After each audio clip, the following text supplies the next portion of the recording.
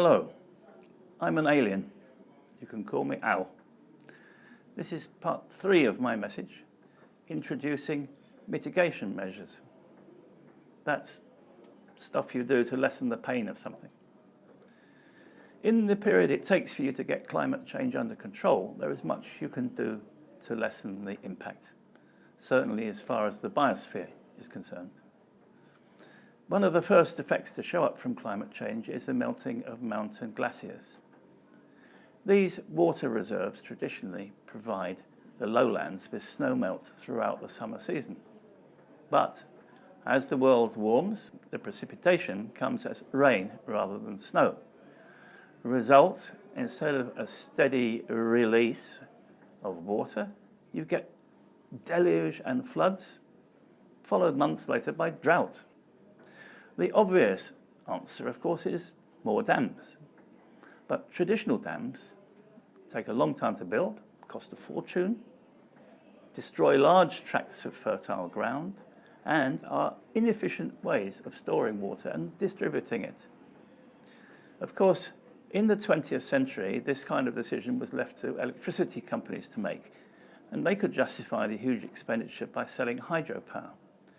Water conservation was often a minor consideration. Another immediately visible impact is the rising of ocean levels. Water will inevitably expand when it gets warm, and with an average depth of 3.8 kilometers, a 1% expansion, for example, means 38 meters rise. At the same time, many land levels are falling as a result of humans pumping water from aquifers for irrigation.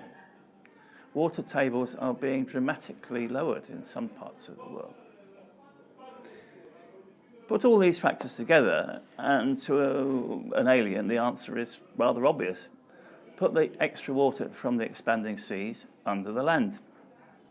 Not seawater, of course, that would poison the irrigation sources. No, nature will do the job for you.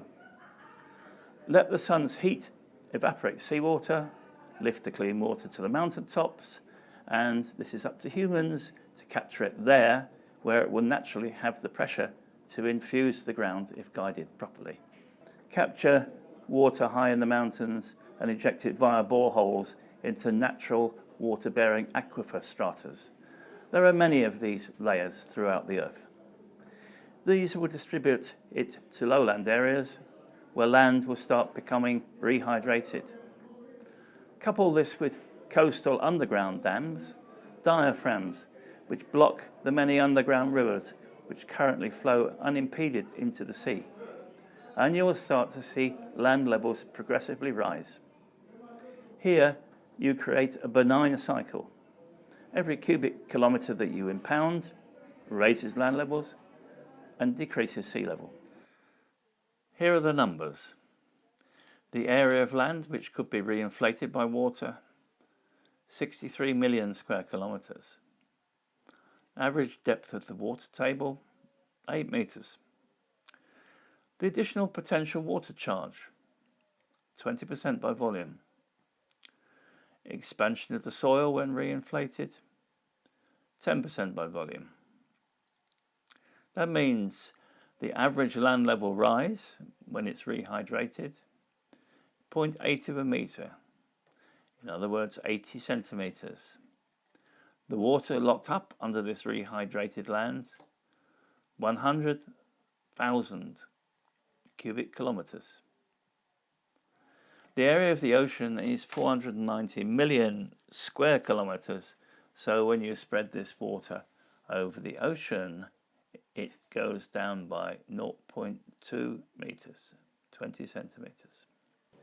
So here is a last thought. So as a result of this action, the ocean would lose 20 centimetres and the land gain 80 centimetres. Not a bad result from a skirt of diaphragm dams and a few thousand mountain catchment areas. A far better investment than trying to build coastal dikes or big dams. What's more, these numbers would be far greater if you decided to inject water under the deserts as well.